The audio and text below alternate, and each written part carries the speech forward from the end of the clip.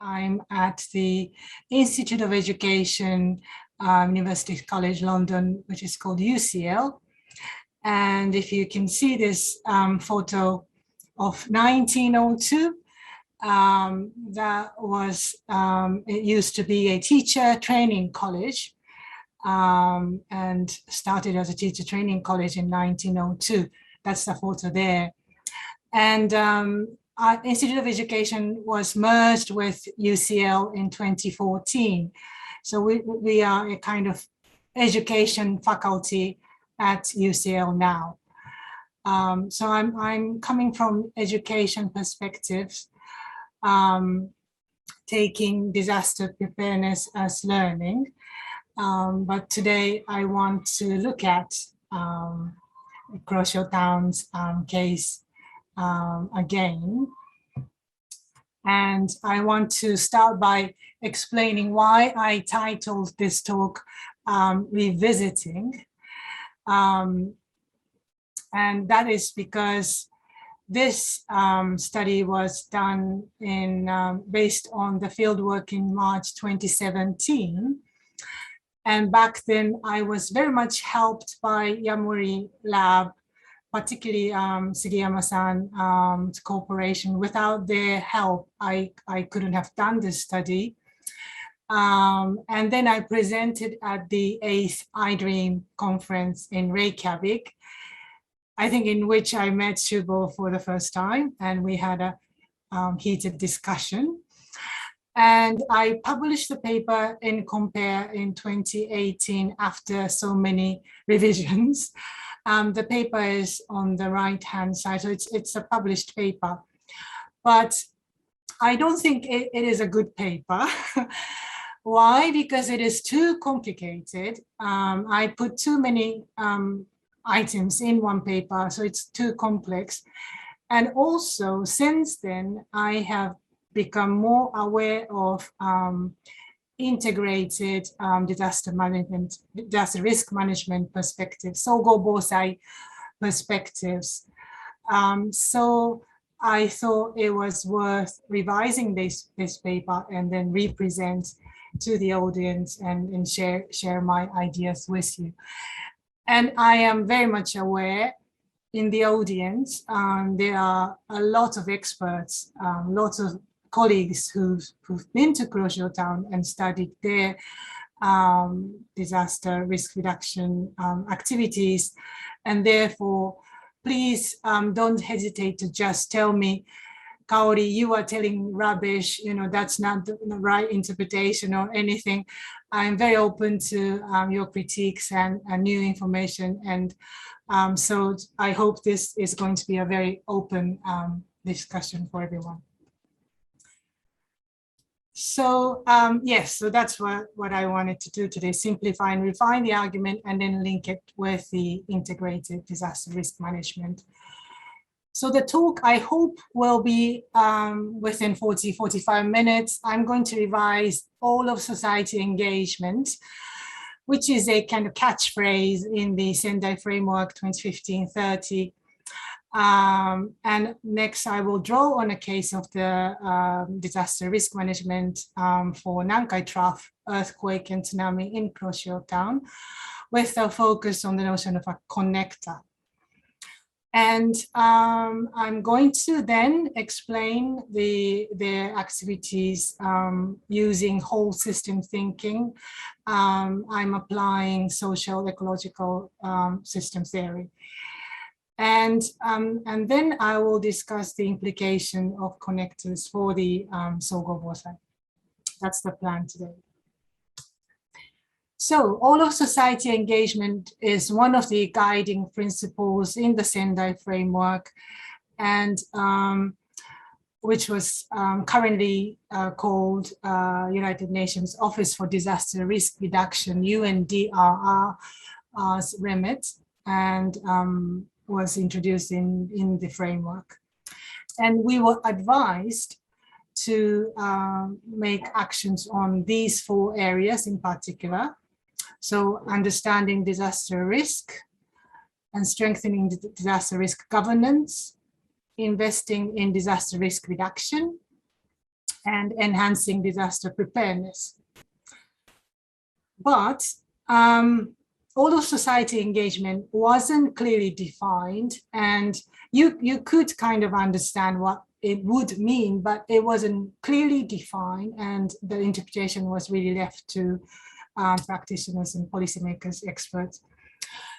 So I'm thinking maybe all of society engagement are related to all of these concepts that we hear a lot in our field of Sogo Bosai, integrated disaster risk management. So stakeholder engagement, combining top-down and bottom-up approaches, community-based disaster risk reduction, co-production, co-construction, co-creation. Those are really buzzwords now.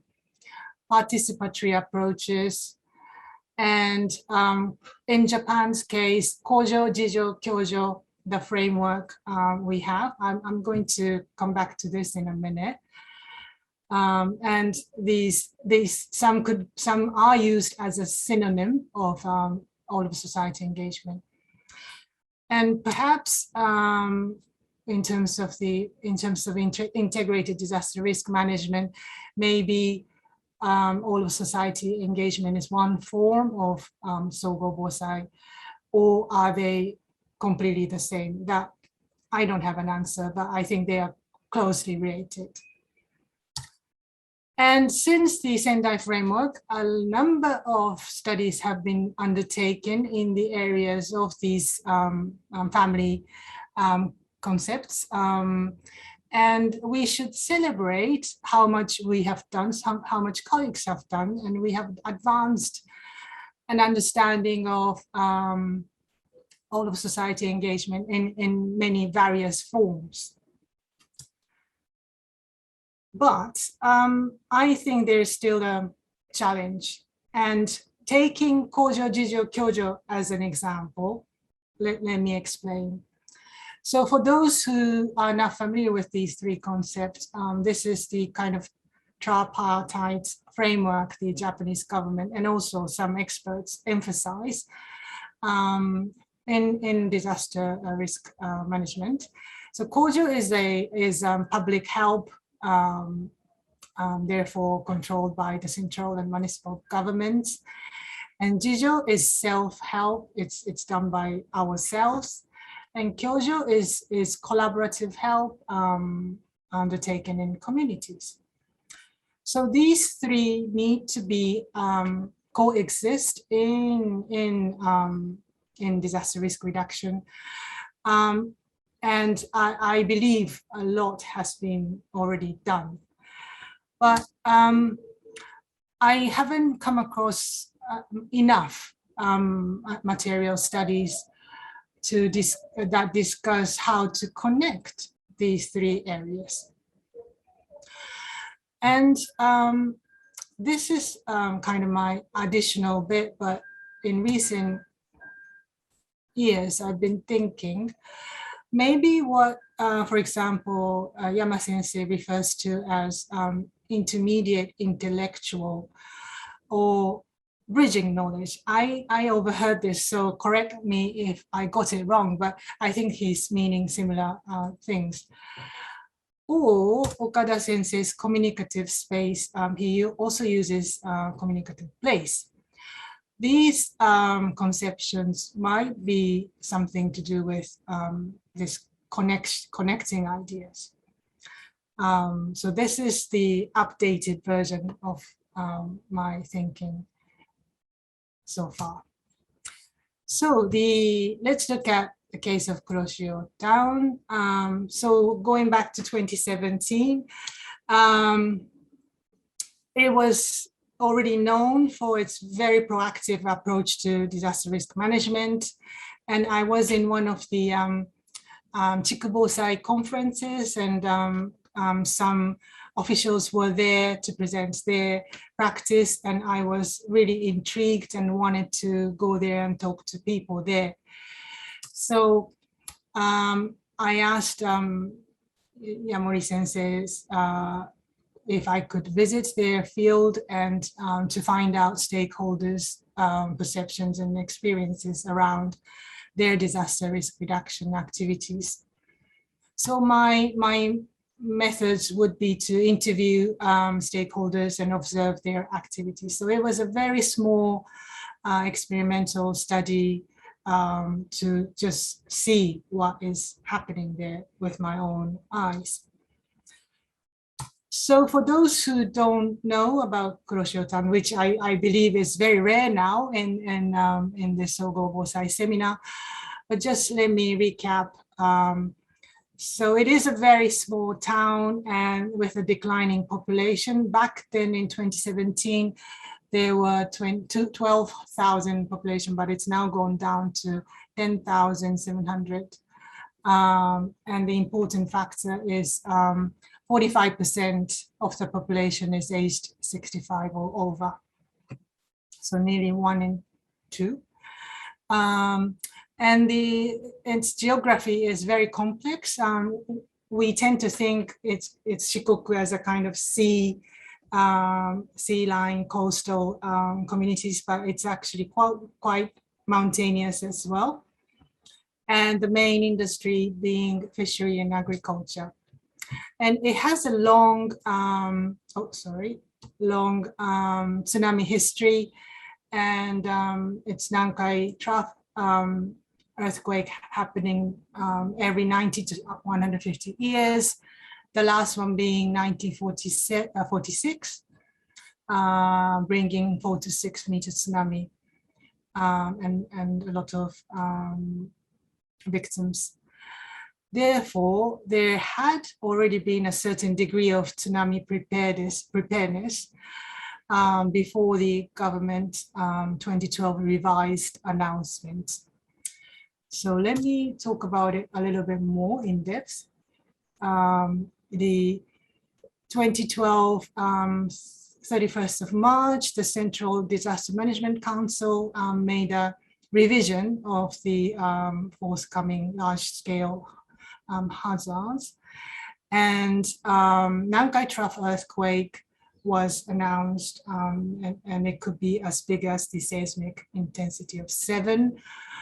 And within 2 minutes, tsunami as high as 34.4 meters could reach Kuroshio Town. An 80% probability for this to happen within the coming 30 years. So it's been nearly 10 years, 9 years. So we only have 20 years for this to happen for 80% probability. And the number of fatalities in Kuroshio Town could be as much as 2,300, of which 91% could be of the tsunami victims. So this was called 3.11 shock in Kuroshio Town.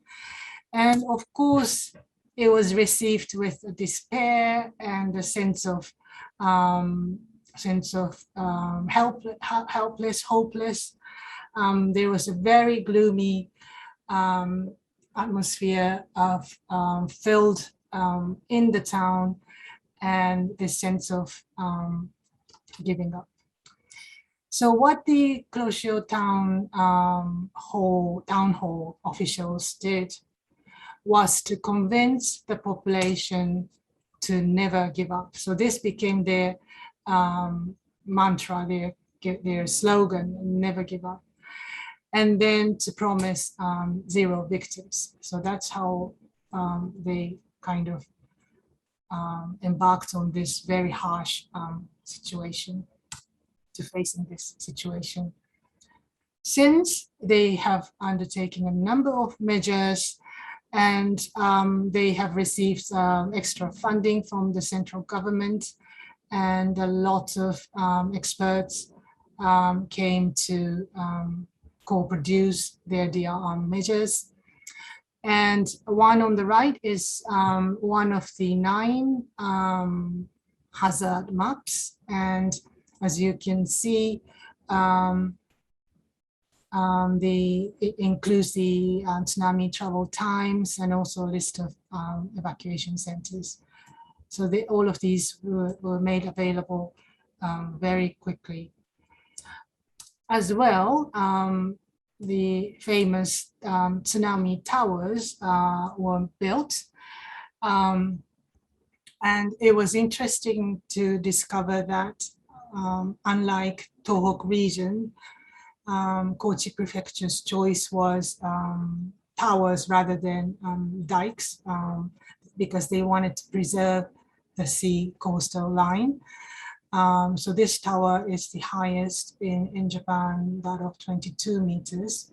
And I was there when it was just built. They are, of course, have a number of evacuation drills. They created this type of regional disaster risk management plans. And one on the bottom right, these Teen Food, you might know about their interesting project, public-private cooperation of this new stockpile industry. The government supported, municipal government supported this business, generating employment and also making it sustainable economy. That I thought was also very interesting idea. So amongst all these measures, I would like to focus on two specific ones. And the first one is staff in charge system in the Kuroshio Town Hall. And this is about every town official to have a responsibility of one or more communities to support their DRR, disaster risk reduction measures. So this is on top of their original responsibility. So for example, if you are in the Department of Finance, so you have the duties of looking after the town's financial whatever during the daytime, and in your spare time, you have this staff in charge system duty to look after one or two, three communities to find out and develop their needs together. So every single official has been allocated communities. And what this has allowed, it has allowed many, but one very important thing was they created this individual tsunami evacuation cars. And this is to decide evacuation routes of individual residents. So you can see in the photos, those paper files, they are for individual residents in the town. So official goes out to communities, goes out to residents' houses, discuss and allocate the evacuation routes, decide evacuation routes together. So, and they all also contributed to the maintenance of evacuation routes. So these are more kind of hard measures, decision making, and development of storages, lightnings, and signs. The staff went into communities and understanding their needs, risks, and to make decisions together. So that was the staff in charge system. And some of the kind of testimonies from my interviews, staff are highly motivated. And these are some of the quotes from town officials. Staff members' awareness is quite high, but that is no surprise. The town's whole existence is endangered because of that 3.11 shock. And another one, I wasn't sure at the beginning, but now it isn't a burden to me at all. We all have strong feelings, omoi, towards our community. So this was a rather senior official telling me this. And another one, again saying, I literally know everybody in this community. I even know which part of the house one sleeps. And this, I think, is incredible.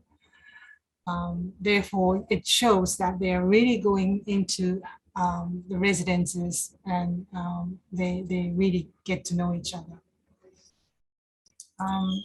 And also, this is from a resident. We can say anything we want to our leader and the staff in charge. We don't do this because we are told by the top. So they are developing this motivation agency that they are, even though after 3.11 shock, they lost all hope, they are kind of rebuilding their confidence, their motivation that they want to evacuate. And then this one's really heartwarming. Town official saying, I feel I am nurtured by this community that I am in charge. This is a both-way relationship. So there is this relationships emerging and developing, and I think that is a very powerful element in this staff in charge system. And the other measures of focus is the collaborative practice methodology of Yamori Lab.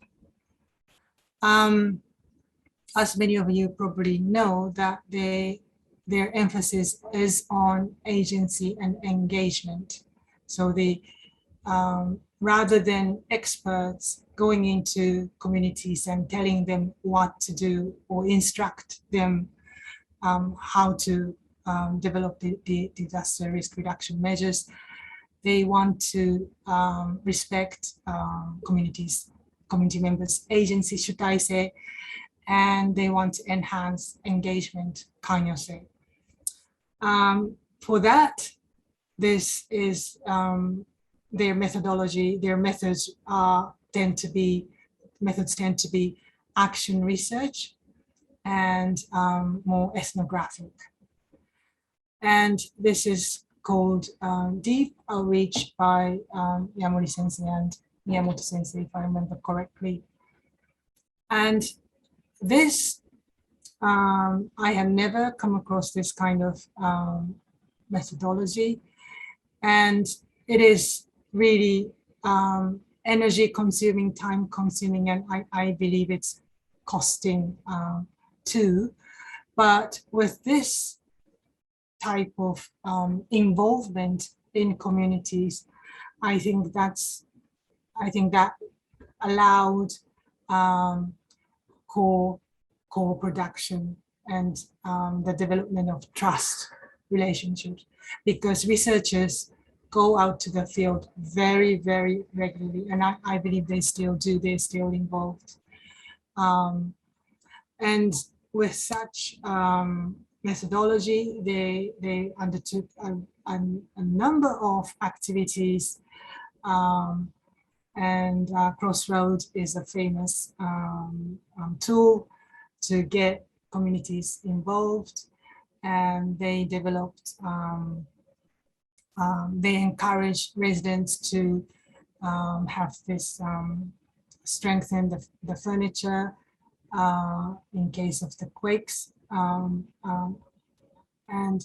the famous smartphone application Nigetore is on the right, and all of these are based on this collaborative practice methodology. And I'm there in the photo of the middle bottom. This is after I interviewed this community in Kumanoura. As you can see, this is a very aging small community, and this was in an evacuation center, which had been moved to a higher ground. Originally, it was in a lower ground, but because of the 2012 announcement, it would be at risk. So they moved the evacuation center to a higher ground. At the same time, this facility was used as a community center. So the local people come here on a monthly basis, And they discuss on this day I visited, they were discussing this, what to put into the stockpile storage. And also they do have some kind of craft activities, or they have lunch together. So they spend some time, or they have health check as well, that I thought was very interesting. And they spend some time together. So this kind of very rural area, staff in charge from the town was there, and also researcher was there too. So they are very much engaged in a day-to-day disaster risk reduction activities. So again, some of the comments from the interviewees. So one resident talks about the researcher is like a next chapter. I feel him like part of my family. So because they are there so regularly, they spend time together, they develop this kind of closeness and relationship. It wasn't like that from the beginning, I believe, but over the time, this was possible.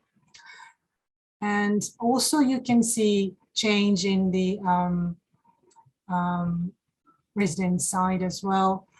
As I said, this community center was moved from a lower ground to higher ground. So that is actually for some residents in this Kumano community is an evacuation practice, because they have to walk from their houses to the evacuation center, which could be a kind of climbing slope. So one says we have familiarized ourselves with the new evacuation routes. So they're not doing consciously evacuation drills, but they are actually practicing evacuations. And another says, first, we need to be responsible for our own safety, and then we look after others. So these are the communities that had once given up evacuating, but over the years with these collaborative efforts, some residents were showing some changes. So I just wanted to say, to stop here and say, pause, that I don't want to kind of idealize the case of Kuroshio Town. I'm aware that I've only seen the, how do you call it, tip of the iceberg, and maybe I'm just seeing the beautiful side of the story. And I'm aware that not everybody is happy, and there are loads of difficult situations, and not all staff members are, for example, happy with the staff in charge system. I heard this as well. But I think it's my purpose today is not to kind of giving this as the good practice, let alone best practice. But my point is even what comes after this. So let me think about how to explain this in a slightly academic way or more innovative way. And I want to apply whole system thinking, that is social ecological system theory. So it is a originally education kind of theory developed by Bronfenbrenner. He's a psychologist, in explaining child development. So the individual in the center is a child, and how child develops him or herself is with the relationship with all these different systems. So the child in the middle, and then immediate relationships could be parents, teachers, schools, neighbors, friends, right?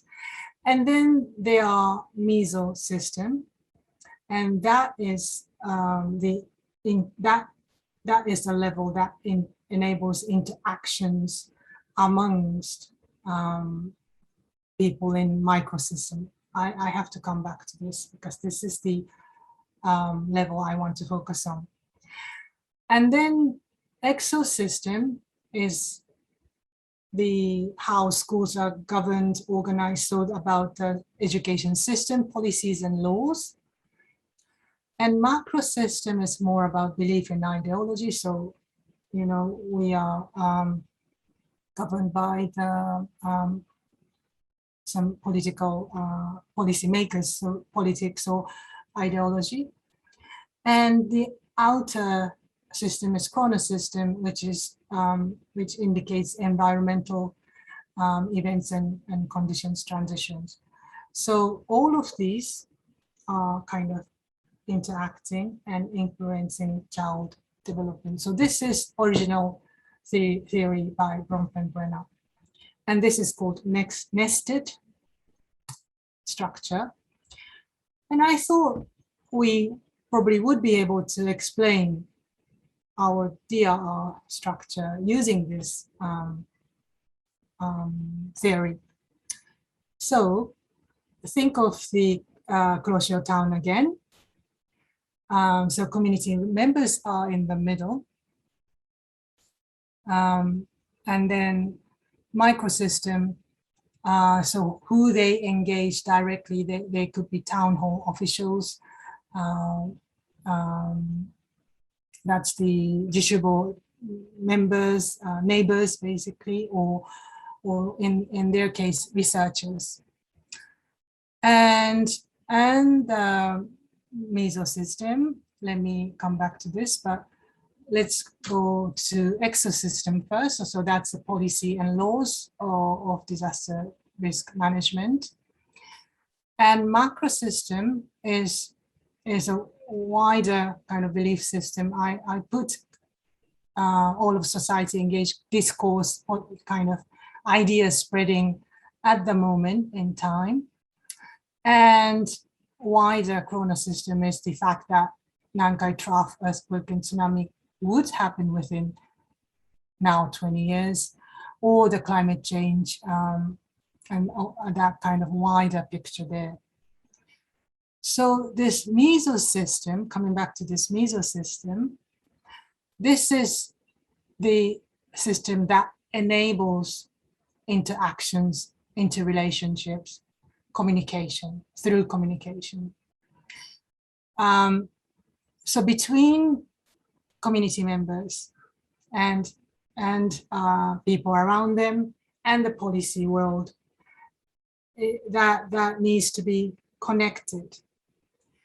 And I would suggest what we've just seen, staff in charge system, or the collaborative practice research methodology are actually an enablers within mesosystem that actualizes communication and therefore interactions and relations, develops relationships.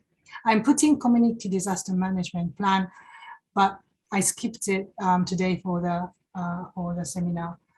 But in the paper, it's been included, but let's leave it for now.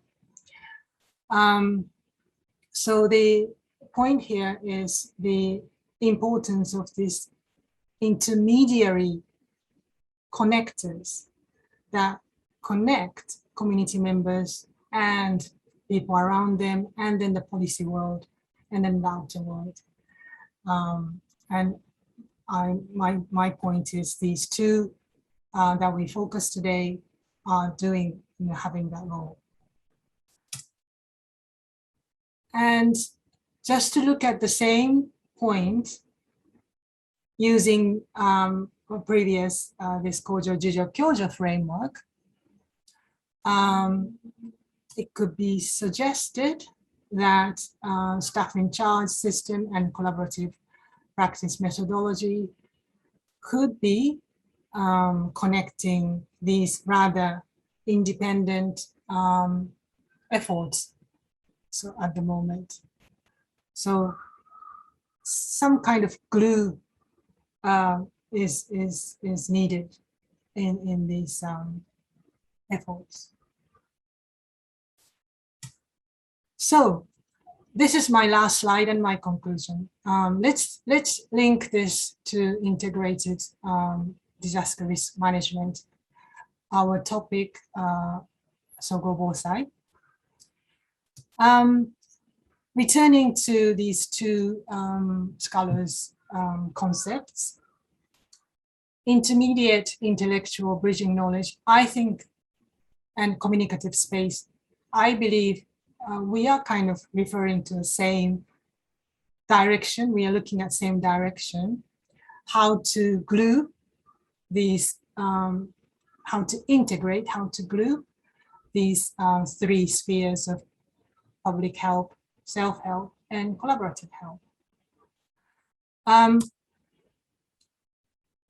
I would, however, suggest that intermediate intellectuals bridging knowledge, they are referring to individuals. So the connectors being individuals, persons, experts, or leaders, influencers.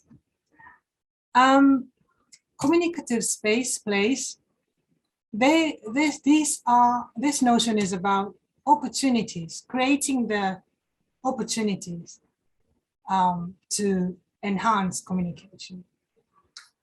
While my contribution would be to develop mechanisms. So one person, one opportunity, and I'm referring to mechanisms for connecting the different spheres, gluing different areas. And taking Kuroshio as an example, staff in charge system or research teams methodology are actually the mechanisms through which that different parts, different fragmented parts of the community to bringing them together. So I would think if we could, the more we could develop these three, or there may be more that I'm not aware of, there must be more. The more we could develop these kind of approaches, the more chance we could develop integration, and we could actualize integration and effective integrated disaster risk reduction. So that's what I wanted to say. So that's the end of my talk. Thank you very much for your attention.